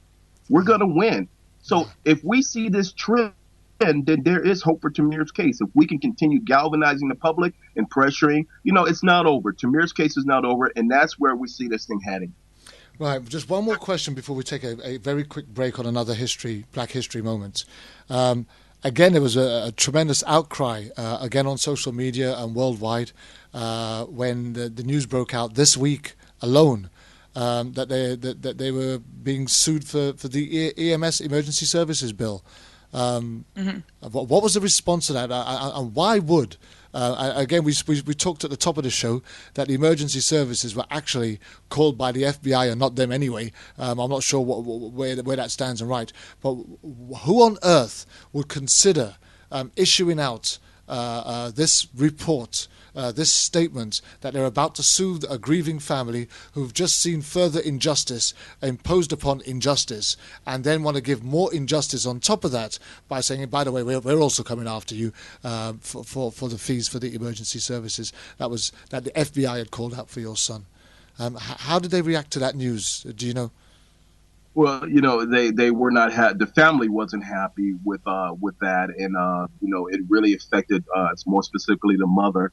But here's what this is indicative of a community that hasn't been compassionate about their people, and it's indicative of the coldness and the cruelty of this particular community. Now, just so you know, real short and sweet, that we just came off the Brelo case there, which there was 137 shots on two folks who were killed by Cleveland police officers. There is a level of change that has to happen, it has to take place, and this is a further continuation of that process. They should be on top of these things, but obviously they still haven't. So it's going to hurt them in the long run because they're going to end up with a lot of litigation. They're going to end up with liability and big time payouts because of their standpoint. And this is just further indicative of where this thing is heading. All right, we're going to take a very quick break as I bring you the next Black History moment. and we're going to be right back to just round up the show and just talk about a few things. So just bear with us. I'll be with you in a moment. Hi, it's your friend Ronnie Canada here to ask you a very important question about black history. Did you know? Did you know it was a black politician who authored some of the first legislation mandating free compulsory education for all American children? Robert Smalls, born a slave in 1839, he was sent to work on ships. He and his fellow enslaved crewmen freed themselves in 1862 by commandering the Confederate military transport on which they were made to work. After the end of the Civil War, Smalls purchased his former master's house, became a business owner, and later went into politics. He served as both a state representative and state senator in South Carolina and eventually was elected to the U.S. House of Representatives. He was politically active well into the 20th century until his death in 1915. If you didn't know, now you know. Black History Month with Ronnie Canada. World Jam Global Radio, this is clarity. Black History Month with Ronnie Canada. I just wanted to, just before we round up there and go into the end, the death of Tamir Rice led to a tremendous amount of protests throughout not just Cleveland, but right across the states as a whole, didn't it, Greg? I believe so. Yes. And if and what frontline action did you go out on any of the protests that took place? I actually participated and I even organized protests and press conferences with the family in the local community. Not just in Cleveland, but in Chicago, and we were in other areas, New York and abroad. And but the family continued to call for peaceful protests, and the protest has been pretty peaceful up to date, right? That is correct. They're all peaceful, no issues. Is there a sense of anger in the activist movement and protesters developing due to the lack of justice that they're seeing on indictments not being brought? Sandra Bland and Tamir Rice both come to mind. Yes, the recent deaths by police shootings and more specifically minorless community violence have brought to the surface some hugely important concerns about race, about disparity in treatment, about the use of force, and even trust. And we as activists must begin to connect the dots in Cleveland, Ohio. I just mentioned that we were in New York, down in Texas, and in the other states. And our most urgent call has to be for reform, to the extent to where even my organization, the Southern Christian Leadership Conference, Freedom First International, we're partnering with the political establishment because we can't be oblivious. I'm going to be standing in South Carolina with Hillary Clinton on the 21st with the Clinton campaign because we're calling for change. And we're asking every last campaign to dedicate a sizable amount of their policy going forward to reform. We need community police reform, and the deaths of our youth have to stop. We've got to ensure that everyone does their part. How will this police reform assist, not just in the black lives that we've lost to date, but in policing black, mainly populated communities? Well, the change has to happen, as we've seen other acts like the Voting Rights Act, we've seen, economic acts, but more specifically the Voting Rights Act. The change has to happen on a federal level, more specifically here in the United States. And it has to be taken out of the hands of the states because we will allow the states to do it. But because there's so much disparity from state to state, that's why we have the problems that we have, because there's not a balanced approach to community policing. So if we can see some kind of federal mandate, the laws have to change. And I think you should really talk to Congressman Scott. We're working with his office. He's working on a bill with the president. I can put you in contact with Congressman Scott if you'd like. We need to talk to the Clinton campaign. I can definitely put you in contact with them. We need to talk about these things and be able to talk about them globally and then change the laws, take it out of the local municipalities' hands because there's been too many problems there. Our very dear friend Alex Salazar, who's been present on this show on several occasions. He was a former LAPD officer, and he operates through the Whistleblowers Union. He was an LAPD officer at the time of Rodney King, and he was an officer that talked about the institutionalized racism which exists within the force, which forced him to resign, especially after what he witnessed taking place with Rodney King and what was expected of him in the aftermath of that. He also spoke quite openly about how his peers and his superiors would expect him to behave, and how he almost subscribed into that for a time being before he was able to get a grip of his own mindset and realize that this is wrong, and he didn't want to be any part of that. He talks about this institutionalized racism, the way they select and they recruit, and the mentality of the type of people that they employ as police officers, and a lack of training and community and multicultural awareness that these individuals might have, as being solely responsible for this almost redneck racist mentality that is putting almost every black life at risk when an officer puts his uniform on, straps his gun around his waist, and enters onto that street. How will the police reforms change the way that these people are selected? Because it's fine having these reforms in place, but if we're still selecting the same type of candidate with the same sort of mentality, going out with the same sort of attitude, how will that reform change them?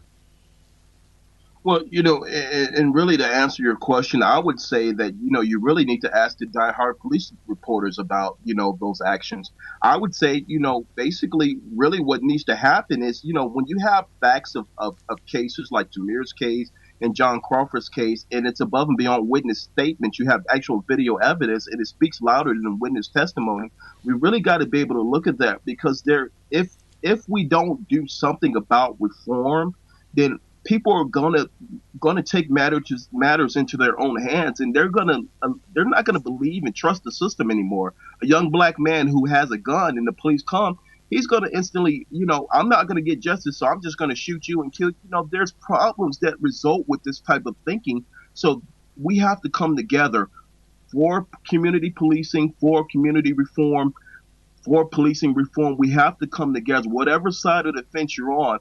It's not a matter of, what you believe, but it's a matter of our communities are going to continue to be in danger from the mentality of we're not effectively bringing justice to our condition, if that makes sense. It does make sense, and I would certainly agree with that. I would even extend that because, in my opinion, if you think back to just today's special reports and how much of that refers to issues of mental health crises, and as we always say, social justice issues, human rights issues, they're many of them, and they just, Black lives absolutely matter, and it's an essential starting point, I think, for such broad reforms as are needed. And it is certainly my hope that as those reforms are implemented and the training process and all of that is extended, that it will incorporate things such as, behavioral health issues and other forms of cultural sensitivity, because there's many disenfranchised populations who are, if not equally, certainly more affected than the general population in similar ways to the Black community. People of LGBT persuasions and, other lesser minority. I have words today. Truly, I do. Other minority and disenfranchised or poor communities are disproportionately affected. And I'm just looking forward to how reform can improve the lives of the entire citizenry by starting at the least protected at this time. There's been so many changes here in the UK. I mean, I was raised in when things were predominantly tense as far as race was concerned here in the UK. I'm a 1960s child. The police were particularly racist and quite violently and aggressive with us. But I remember a particular incident when I was in my teens, and his name was Officer Wjgr. And Officer Wjgr, on the third attempt to have me in court, and I was a regular visitor to Marylebone Magistrates Court down here in London, and I was a very young offender, a violent and aggressive one at that too. On the third occasion, that Officer Ogriski had me up in court, I'd actually broken his nose. And it was the second time I'd broken his nose. And he was an officer that used to hound me on the streets and look for any excuse just to pick me up and arrest me, lock me up for a night or a weekend, and end up in court. Anyhow, on this particular occasion, I went to court, and the judge who had presided over all three of the cases that Ogriski had actually brought to court actually stood, got Ogriski up into the dock and said, the next time that you are the arresting officer for this young man, I'm going to have you up on charges and dismiss the case. Absolutely. And for me, I just think that, there but for the grace of God go I, because we are so fortunate in this country, the way our justice system operates here, the way the Police Complaints Commission operates here, the way our civil rights are very protective of all the minorities and all the genders in this country. Can I share something? Go ahead. Can I share something, Kervin? Yeah, and I'm sorry. I just wanted to say that, really, to be honest with you, and, for those who know, the community policing protocols and procedures actually came from Sir Robert Peel in the UK. He was the one who developed it. So we would hope that, as we're going into the next phase of our fight, both on a national level, all of the national leaders and activists stand together and we reach out across the seas to connect the dots. Cleveland, Ohio, New York, Chicago, the UK, and other areas, not just nationally, but internationally. And the other thing is, the alternative to community policing is the punitive method, which we have now. You see it, military force, punitive. We're punishing you. Let's not think about it. Let's think about restorative, from a restorative model. And we need you to join that. We need the UK folks to come and say, hey, that's why, you guys don't carry guns. That's why you don't have a lot of, and, you can be specific about that, how the gun situation works in the UK. Absolutely. We actually have what's referred to as an armed response unit. Not every officer carries a gun. And right. The armed response units only come out when there is a call to 999 and somebody is claiming that somebody is in possession of a firearm, or there's been a report that firearms have been shot. The armed response unit will come out and they will assess the situation. They will lock the place down. They will defuse the situation before the ordinary detectives can actually go on site. And that's their role. And 9 times out of 10, in fact 9 3/4 times out of 10, this is actually done without loss of life. Amen. So that's, yeah. I'm not saying we'll ever get there, but that's great. Go ahead, Sharon. I'm sorry. Oh, I was just echoing your amen. That's all I can say to that. We're going to be looking at this and many other things as we come up to next week. We're just coming up to our last couple of minutes, and Greg, I'll give you an opportunity to just round up anything that you might want to add at this particular point in time that you might not have been able to say just yet, just to round up what we've done so far, what your hopes and your dreams are, how you see this thing panning out, and what else you'd like people to be able to do if they want to support or encourage or move with the movement of Black Lives Matter. Well, what we want to do is we want to actually start not just working with the activists, the national organization, Southern Christian Leadership Conference, Black Lives Matters, not just working with the personalities that are out there, Reverend Sharpton and folks like that, but we also want to support and talk to our representatives about changing the policies, changing law enforcement practices. So we want to look at, the National Center for Community Policing. We want to look at, grants to local agencies and technical assistance, because all of that is worth its weight in diamonds and gold. And that's what it's going to take to affect change. If it's a one-sided deal and we're going through special interests, it's always going to be a one-sided conversation, but you don't have a true dialogue unless you bring as many people to the table as possible with something to offer. And after you've gotten past the point of conversation, then we need a measurement. We need a goal. Our goal is to bring a balance back to our community, restore justice, not from a punitive standpoint, which is where it's at now, but a restorative standpoint, making citizens again. So in your show, I want to thank you, Kervin, for what you've done. I want to thank you, Sharon. You guys are doing great work in order to communicate the goals. I will be a party. I will bring whatever partners I have on a national, international level. I'll bring media attention, whatever you need for me to do. But let's keep having these conversations because that's what we need. Thank you very much, Greg, and it really has been an absolute joy and pleasure to have you on the show again. We've known each other for some time now. We've communicated on many occasions, and one day I hope that maybe we'll just reach across them waters and our hands will touch as we hug and greet each other and operate in solidarity for the cause. Den Mum, would you like to just round up on your thoughts for today? Certainly.